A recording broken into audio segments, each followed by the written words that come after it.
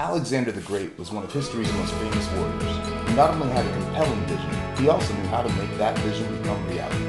By maintaining an excellent information system, he was able to interpret his opponent's motives and was a master at coordinating all parts of his military machine.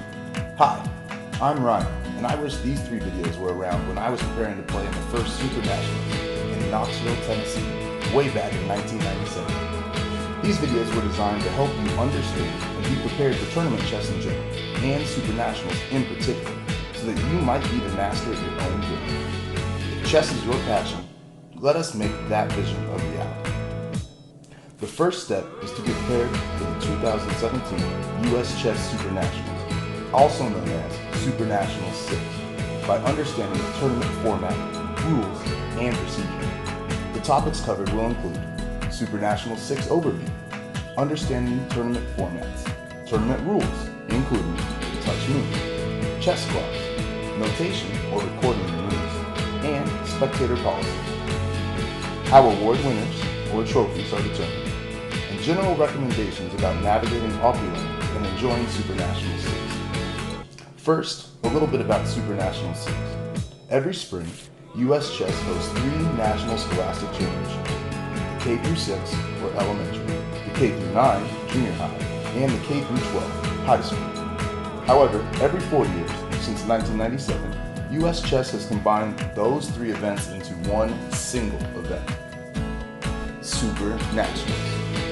After Knoxville in '97, SUPERNATIONALS 2 was held in Kansas City, Missouri in 2001. Since then, it has been held at the same place that it will be hosted this year, Opryland Resort in Nashville, Tennessee. Regarding terminology, SS, or the Swiss system, tournaments, as opposed to round robins, are events in which a player is generally paired against someone with approximately the same score or game points each round. G90 refers to how much time a player has to make their moves. In this example, it is 90 minutes per player. For the first time, the elementary sections will have a different time control than the junior high and high school sections. It will be G90 with 5-second delay for the elementary, K6 number, while the K8, K9, and K12 sections will play G120 with a 5-second delay. Time delay means that before any time is deducted from a player's clock, 5 seconds will count down each move. So after a clock is pushed, with most clock models, you will see the time delay counter tick down: 5, 4, 3, 2, 1. Then it switches to the main clock, which also starts to count down. One of the main purposes of this feature is so that quality games of chess aren't reduced to a contest of who has faster hands as both players' clocks tick down towards a time forfeit. Here are some of the important U.S. chess tournament rules to be aware of. Touch move.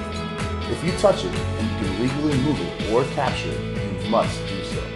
The player involved, not spectators nor tournament directors, must make claims regarding most rules.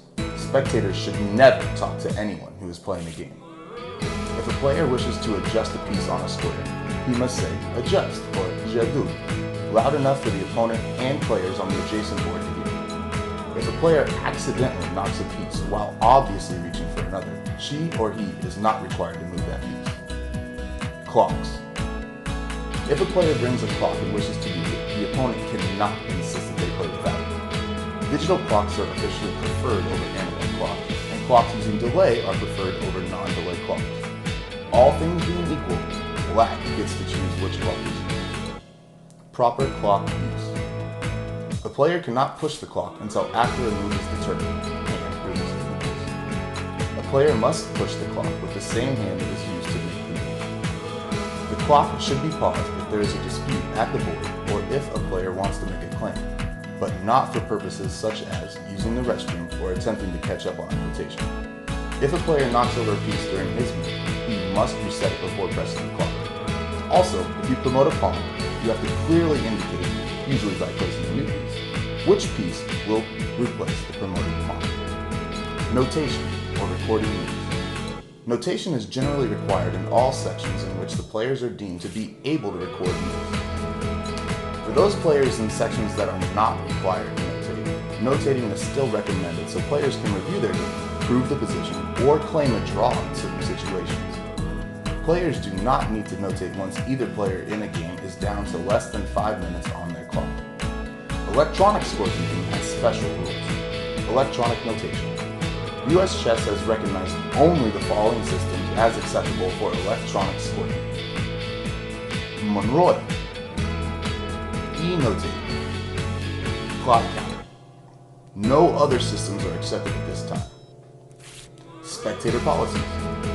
In US chess events, spectators have 0 rights. In other words, if a tournament official or a player asks that a spectator move away from the board or out of the ring, the spectator must do so or risk further penalty. Whenever spectators are allowed in the playing hall, they must remain in the designated areas. If the tournament director, TP, allows spectators in the playing hall, they must observe these simple rules. No talking at all. Cell phones off or on silent. Always stand so the player who you are supporting cannot see you observing their board. Do not do anything that might give a player any indication that an interesting situation has arisen on their board. Awards. For SUPERNATIONALS 6, the amount of awards given out will depend on the section. You should check the SUPERNATIONALS website or the program at the event for the detailed listing of trophies to be awarded. Additionally, in all sections except the K-1 sections, in which all players will receive a trophy, there are some category trophies for players who have the best scores among players of the same rating level in their section. For example, best 700 to 799 in the K-3 championship. These are also listed on the website. When 2 or more players finish with the same score, US Chess uses a standard set of tiebreak rules to determine who earns the higher place in the standing. A complete set of rules are explained on the US Chess website and in the tournament program, but in general, if your opponents have good results in the event, that helps your tiebreak score. Getting back to the venue for SUPERNATIONALS 6, Opryland is huge. Almost everyone gets lost at least a few times over the weekend, unless you download the Navigate Gaylord Hotels app from the App Store on your iPhone or iPad. While there are numerous places to dine, with about 5,500 players in this event, plus parents, coaches, tournament officials, etc., you should allow extra time when planning your meals. Finally, I strongly suggest that you check out the extra activities. Besides Bughouse and Blitz tournaments on Thursday, there will be several simultaneous exhibitions by famous grandmasters, lectures, Blitz versus a GM, and even a mini chess camp for newer players. For more information and to continue forming your master plan in the steps of this great Alexander, watch the next video below, which unveils the basic knowledge and tactics for being the parent of the US Chess